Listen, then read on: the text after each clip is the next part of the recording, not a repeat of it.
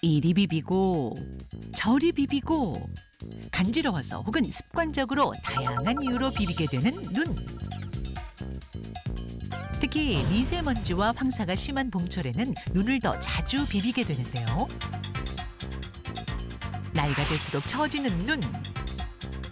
단순히 노화 때문은 아니다. 눈 비비기가 눈꺼풀 처지게 할 수 있다. 팩트 체크 해봅니다. 네, 눈 비비는 습관 눈꺼풀 처지게 할 수 있다. 네, OX 들어주세요. 어떻게 생각하시네요? 네. 아닙니다. 거짓입니다. 예, 눈꺼풀이 처지는 거는 나이가 들면서 생기는 그냥 자연스러운 현상이라고 생각을 합니다. 저는. 저는 이번에는 우리 임지영 아나운서의 의견에 동의합니다.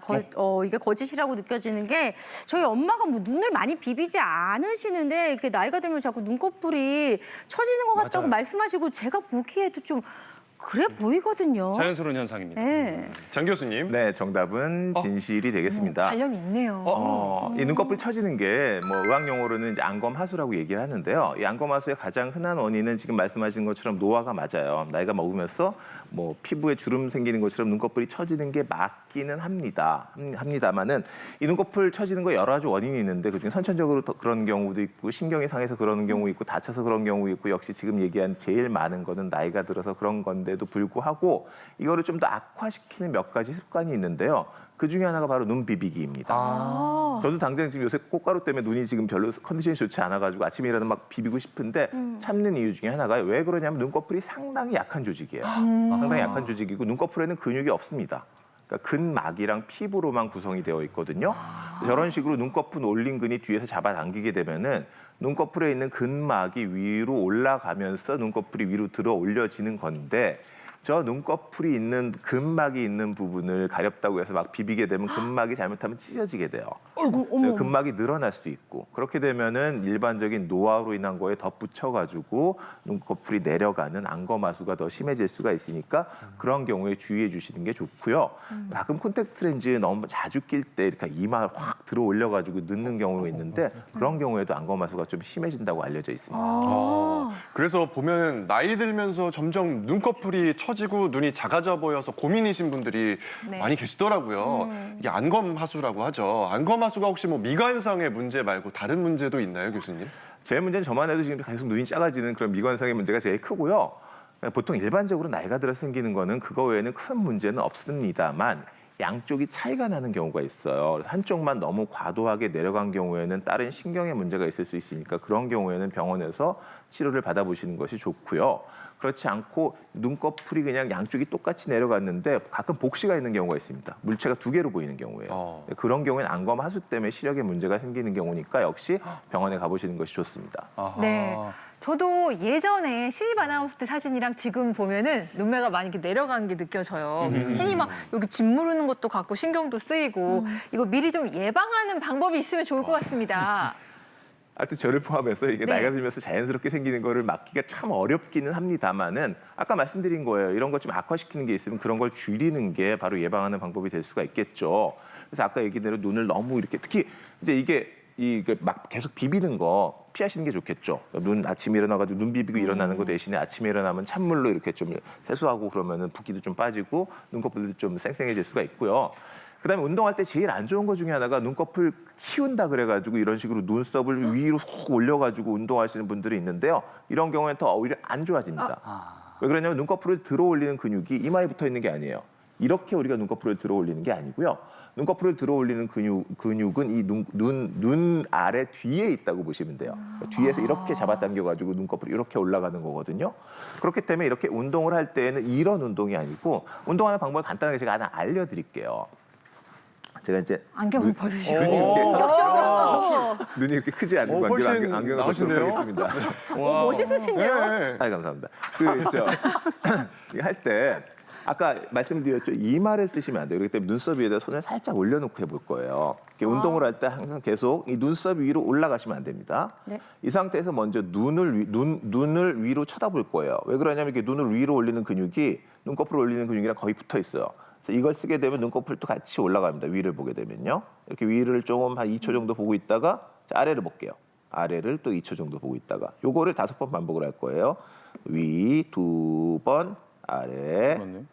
자, 다시 위 3번, 아래. 이때 눈꺼풀이 많이 올라가면 안 됩니다. 손가락을 대고 있는 거는 여기 고정시켜주는 의미예요. 고정이 아니라 눈꺼풀이 올라가는지 안 올라가는지 눈꺼풀 안 알라는 거예요. 올라가게. 안 올라가게. 눈꺼풀이 안 올라가게 살짝만 대고 있으면 돼요. 왜냐면 이거 하다 보면서 눈꺼풀이 자기도 모르게 올라가는 경우가 많거든요. 그렇게 되면 잘못하고 있는 거니까 눈꺼풀이 안 올라가는 상태에서 눈만 위를 이렇게 살짝 보고 못생겨지는 것 같아요. 근데 네, 임지영 아나운서는 느껴지네요. 왜 입꼬리를 같이 올렸다 내렸다 아직 이 이렇게 안면신경을 인상 쓰는 거 사용하기 때문에 그렇게 될 수가 이 있습니다. 얼굴 맞아요 이거 진짜 맞아요?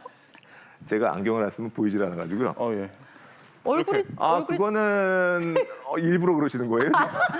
위를 보라고 하셔가지고. 자, 그렇게 하는 상황은 지금 너무 많은 안면신경을 사용하는 거예요. 그건 지금 뇌를 보고 있는 거 아니에요? 적당히 해보세요, 적당히. 이게 지금 되게 잘해야 눈썹 안 되는 움직이게. 거구나. 그러니까 최대한 다른 근육을 사용하지 않고 눈만 위를 보고 눈만 아래를 본다라는 느낌으로 해주시는 게 좋고요. 네. 자, 그 다음 동작은 실제로 눈꺼풀을 움직이는 그러니까 그 운동이 되겠는데 요거는 조금 더 약간 까다로워집니다. 약간 아래를 보시고요. 역시 똑같이 눈썹 위에 손을 살짝 올려놓고 계세요. 눈썹을 쓰지 않고 그냥 눈만 동그래진다는 식으로 눈꺼풀을 들어 올리셔야 돼요. 상당히 어렵습니다. 눈을 감고 하시면 좀 쉬워요. 눈을 감고 있다가 눈만 동그래지시면 됩니다. 동그랗게 떠요? 네. 눈만 동그래진다는 느낌으로 뜨시면 돼요. 다시 감아보고 눈만 동그래진다는 느낌으로 뜨셔야 돼요. 자, 이때 눈썹 주위가 당기시면 안 되고요. 눈동자 주위가 당기는 느낌이 들면 제대로 하시는 거예요. 되게 이 작은 이게 얼굴 되게 안에서 굉장히 어렵네요. 굉장히 찾아내는 어렵습니다. 집중력이 게. 필요해요. 예. 집에서 이게 흔히 얘기하는 이게 네. 눈 크게 뜨는 운동을 하게 되면 더 안 좋아지니까 반드시 눈 크게 뜨는 운동을 할 때는 눈썹을 살짝 손을 대고 눈썹을 움직이지 않은 상태에서 눈동자만 크게 뜬다, 눈만 크게 뜬다라는 오, 느낌으로 퍼지셨어요. 저렇게 눈이 크신 분인지 몰랐네요. 눈 주변 근육을 너무 많이 써서 막 두통이 올 것 같은 느낌인데요. 굉장히 확실히 집중하더라고요. 튼튼해지는 기분입니다. 네. 자, 팩트 체크 이제 마지막 주제가 남았습니다. 이번 주제도 정말 흥미로운데요. 네. 힌트를 드리자면 뭐지?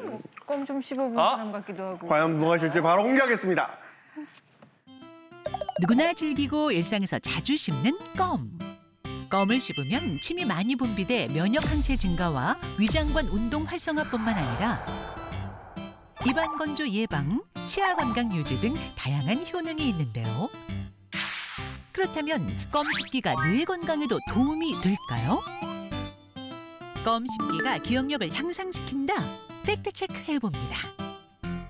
껌 씹기가 기억력을 향상시켜 줄지 혹시 소시적에 좀 껌 씹어 보셨어요, 자주 씨? 껌 좀 씹어본 누나?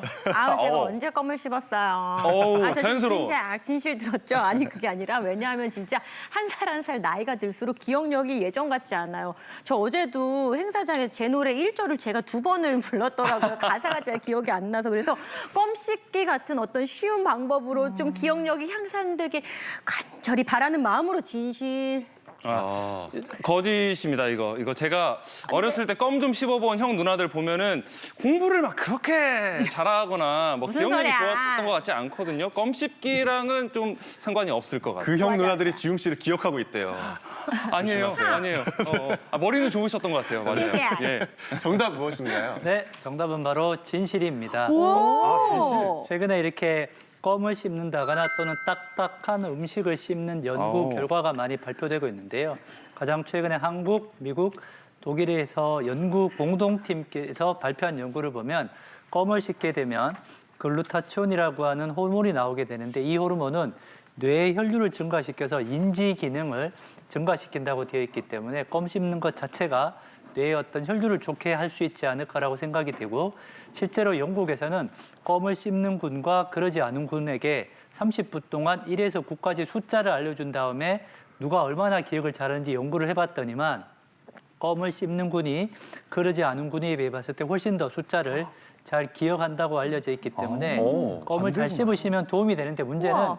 껌을 너무 과하게 씹게 되면 일단 얼굴이 좀 못생겨지게 되죠. 여기에 좀 콧근육 발달한다거나 또는 턱 관절에 문제가 생길 수 있고 또 하나 이 껌에는 설탕이 들어있기 때문에요. 가급적이면 무설탕 껌을 10분 이내로 씹으시는 게 뇌 건강에도 좋고 얼굴 잘생김 그리고 턱 관절 건강에도 좋지 않을까라고 생각이 됩니다. 네. 제일 중요한 거는 껌을 씹은 후에는 잘 싸서 쓰레기통에 버리셔야 그래야지 기억력에 도움이 된다는 네, 말씀을 드리면서 네, 뇌 기억력 유지하는 방법 우리 세 분의 교수님께 저희가 솔루션을 좀 받아봤거든요. 하나하나 좀 배워보도록 하겠습니다. 먼저 이종영 교수님 어떤 해결책 제시해 주셨을까요? 네, 바로 양손으로 양치질 하세요라고 추천을 드립니다.